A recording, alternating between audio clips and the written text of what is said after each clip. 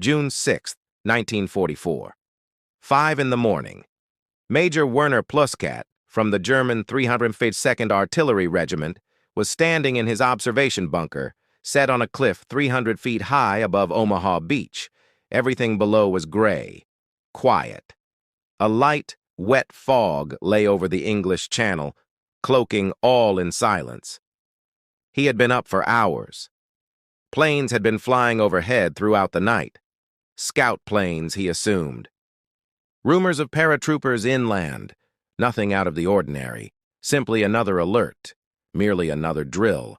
The coast was on high alert for weeks, following intelligence reports that hinted the invasion could happen soon. Yet soon might mean days, weeks, or even months. Nobody knew for sure. Yet something was shifting. Using his binoculars, as the first trace of dawn attempted to breach the horizon, Pluskat peered out at the sea, and the sea started to alter. Not the tide. Not a weather system. Something completely different. A dark line materialized where the water touched the sky. A blur that continued to expand, becoming clearer, increasing.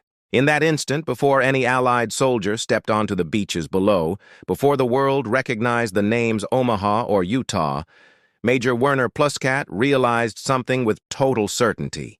He was observing something impossible. It was not a fleet. It was a steel city, a drifting metropolis, emerging from the mist and into history. Pluskat had been in the German military his whole adult life. He had battled on the Eastern Front, surviving the frozen steppes of Russia, seeing the savagery of fights that devoured millions of men. He had witnessed the Russian armies, immense, apparently limitless throngs of men and equipment. He grasped scale. He grasped war. He grasped what overpowering force appeared to be. But what his eyes were noting through those binoculars was something his brain could not instantly comprehend. This was not scale. This was another order of magnitude completely. He attempted to count. It was an impossible task. The figures would not stay in his head. Hundreds. Then thousands. Landing vessels of every shape and size clustered so tightly they resembled iron shavings pulled to a magnet. Behind them, bigger shapes, destroyers, cruisers, and further back, outlines of battleships that made everything else look small. The official count, confirmed later, was 7,000 vessels, an armada from 8 separate nations, the biggest amphibious invasion force in history. Almost 200,000 men were set to land on the beaches in just the first wave. The immense logistics of gathering such a force, of orchestrating its transit across the channel, of organizing its deployment. It demonstrated a capability that existed nowhere else on the planet. Yet for Pluskat, it was not a statistic. It was a tangible presence that appeared to warp the horizon itself. It was a statement of industrial might so vast that it rendered everything he had ever understood about warfare outdated. This was not a battle. This was a basic declaration. We possess resources you cannot fathom, and we are using them to annihilate you.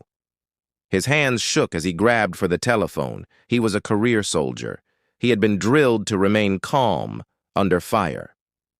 He had been taught to manage his emotions, to keep his composure when facing death. But even his training fell apart before what his eyes were witnessing. "This is Pluskat at Observation Post 1, he said, his voice firm but tight. "I have a visual of the channel. There are ships, a lot of ships." The reply that came back was dismissive, weary, patronizing. "We have reports of some ships in the eastern sector. Maybe a raid. Stand by." Pluskat wanted to yell. The telephone seemed insufficient for what he was attempting to convey. How could he get them to understand? How could he convert what his eyes were seeing into words they would accept? He pushed the binoculars tighter against his face, as if added pressure might alter what he was observing.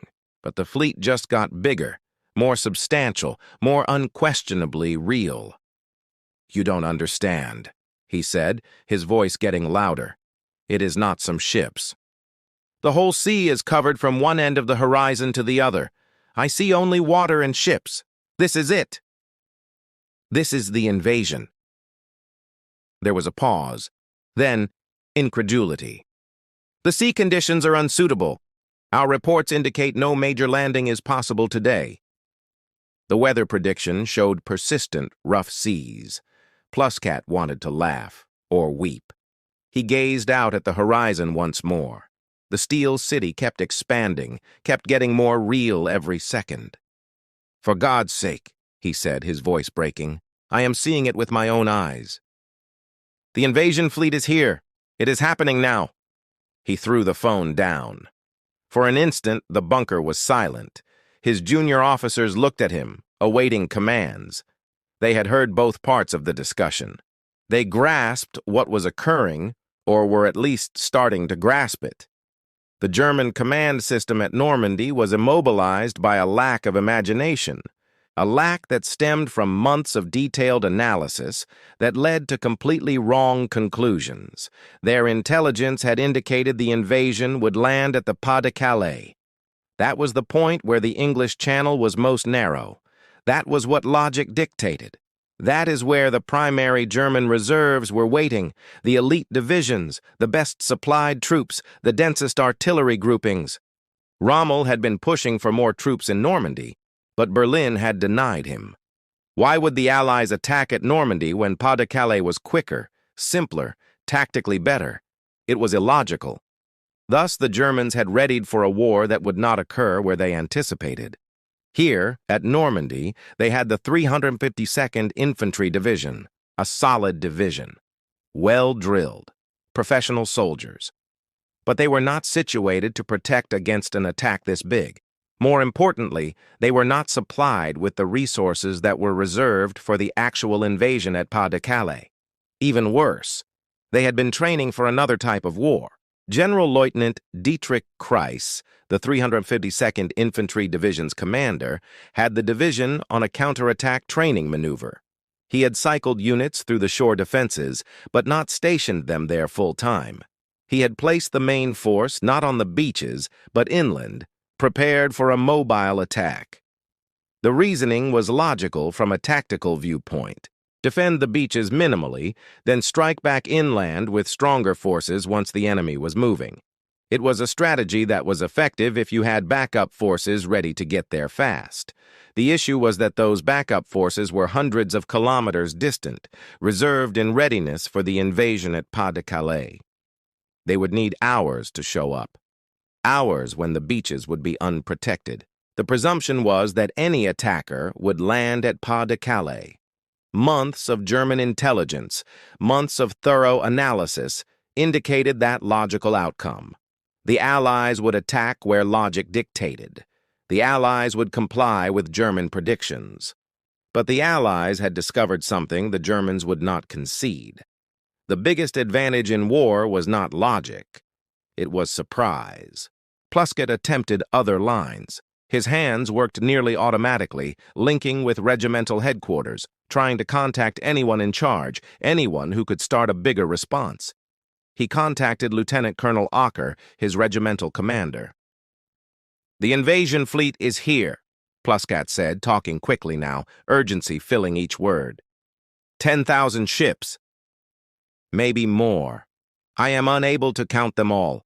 The horizon is full of ships. The skeptical. Everything in German experience indicated this was impossible. The Weather Office had released warnings about poor sea conditions. The Allies could not possibly try an invasion in this weather. It went against everything known about amphibious assaults. "Are you certain?" Ocker asked. The question itself was ridiculous. Pluskat was a seasoned officer. He had no cause to overstate, but certainty was impossible to communicate over a telephone line. "The weather is clear enough to see the end of the world," Pluskat replied, "and it is sitting in the English Channel asking for permission to open fire." This time, the urgency registered. Ocker believed him. The chain of command finally engaged. Orders started to move, but it was already past time. The window for decisive action was gone. German reserves that could have strengthened the beaches were still hundreds of kilometers distant. Command systems that could have organized a unified response were still unsure if this was the primary invasion or a diversion, And in Berlin, at Hitler's headquarters, the confusion was greater still. The Führer was asleep. His staff was hesitant to wake him. By the time the situation's reality got to Hitler, by the time commands could be given and sent to the field, valuable hours were lost. The initiative had fallen from German hands completely. Pluskat did not wait for ideal orders from his superiors. He was an artillery officer. He knew his job. He knew what he was meant to do. And what he was meant to do was fight. He yelled orders to his men, awakened from their posts, shaken from the fake safety of drill exercises and false alarms. They gazed out from their bunkers and observation posts. Their faces revealed awe, fear, disbelief. They saw what Pluskat saw. The majority of them had never witnessed anything like it. Nothing in their training had readied them for this. The heavy shells were carried up from the magazines. Ammunition crews worked with desperate energy, placing rounds into the guns.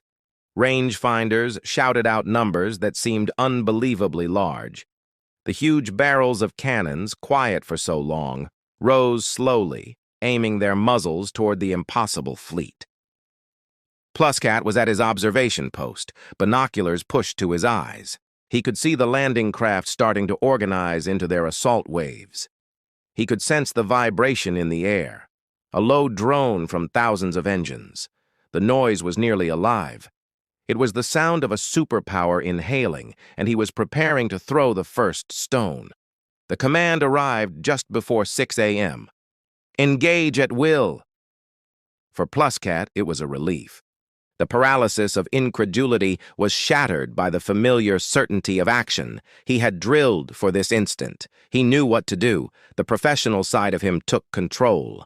An instant later, the ground shook. The first gun fired, then a second, then a third. The shells shrieked out over the water. Tons of metal were flung through the air toward targets miles away. Pluskat followed them through his binoculars, observing the arching paths, awaiting impact. A rush of professional pride mingled with something else, a building dread, a comprehension of what he was seeing. He saw columns of water explode in the middle of the fleet. A miss, then another miss. But his men were skilled. They corrected their aim, compensating for wind and distance, firing with a controlled rhythm acquired from years of training. His guns fired repeatedly. The gun teams worked with mechanical accuracy, loading, aiming, firing.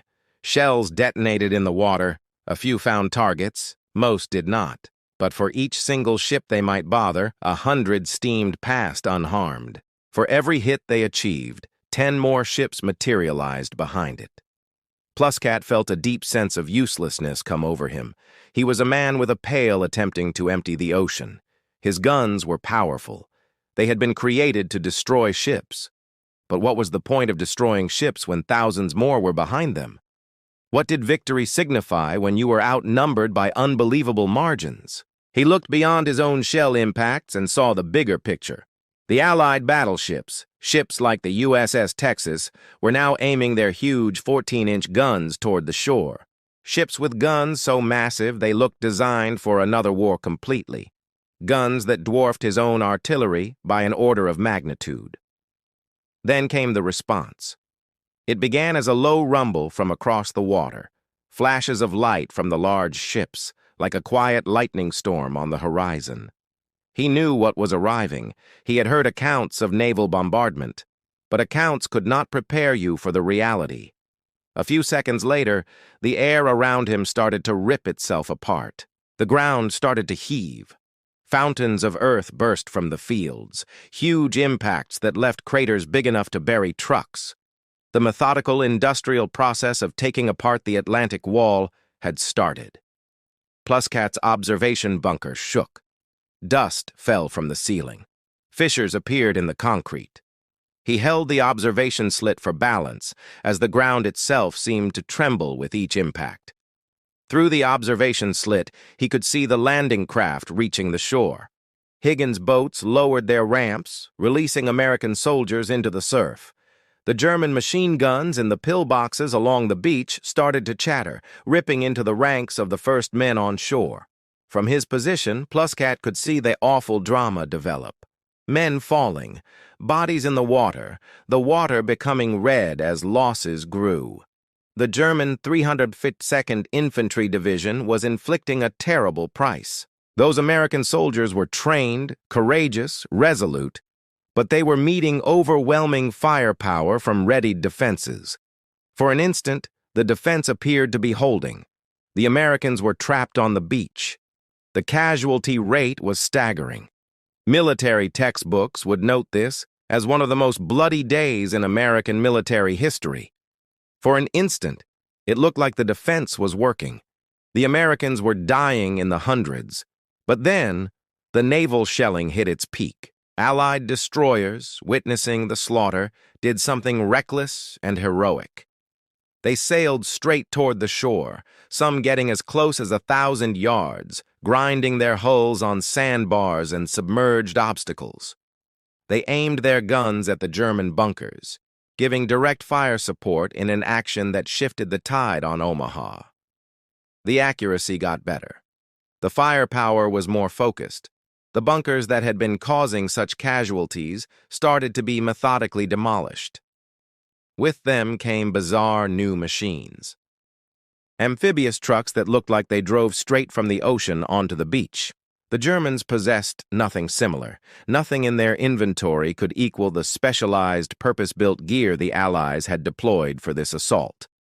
For each solution the Germans had readied, the Allies appeared to have a response. It was in that instant that something changed in Pluskat's mind. The tactical portion of his brain switched off. It was substituted by a cold, frightening clarity. He was not seeing ships and soldiers anymore. He was not thinking about field artillery tactics or defensive locations anymore. He was seeing something bigger. He was seeing the system supporting them. He was seeing the factories. Through his shaking binoculars, he peered past the warships and visualized in his mind the assembly lines of Detroit. He imagined factories producing trucks and engines on a scale Germany could only wish for. The logistics of this invasion, the capacity to provide hundreds of thousands of men on an enemy shore with ammunition, food, water, medical supplies, replacements for losses, it was not a miracle. It was a direct outcome of that industrial production. He looked at the sky full of a ceaseless stream of transport planes and fighter bombers. On D-Day, the Luftwaffe would fly maybe 300 sorties over all of France. The Allies flew over 14,000. 14,000 sorties. The figure was impossible to grasp. For each single German plane in the sky, there were over 40 Allied ones. The reason was not a lack of German courage. The Luftwaffe had brave pilots. It was not a lack of German training or resolve. German pilots were skilled. It was the factories. It was always the factories. American factories were making aircraft faster than Germany could bring them down. The arithmetic was unavoidable. And then came the tanks. Pluskat knew the standing of the German panzers. The Tiger and the Panther were technologically better, feared by Allied crews. A single Tiger tank could eliminate multiple Shermans in a direct fight, but that advantage was a strategic dead end. Tigers were complicated, costly, hard to manufacture. They needed specialized training. They malfunctioned often and were difficult to fix. For each formidable Tiger tank that came off the German assembly line, the Allies were mass-producing dozens of simpler but fiercely effective Sherman tanks. In the whole year of 1944, the United States by itself would make over 29,000 tanks. Germany, in all its factories, making everything from light tanks to super heavy tanks, never exceeded 2,000 per month. The Allies were not intending to win tank battles with quality. They were intending to win by covering the panzers under a mountain of steel, by overpowering superior German tanks with waves of sufficient American tanks that just never stopped arriving. This was the new reality. This was the industrial formula of defeat. All the discussion of willpower and ideological strength vanished when faced with these numbers. Nazi ideology had pledged that a unified, resolute people could win against decadent democracies, that racial purity would make superior soldiers, that will and resolve could conquer material disadvantage. But here was the evidence that ideology could not stop a bomber. Willpower could not sink a battleship.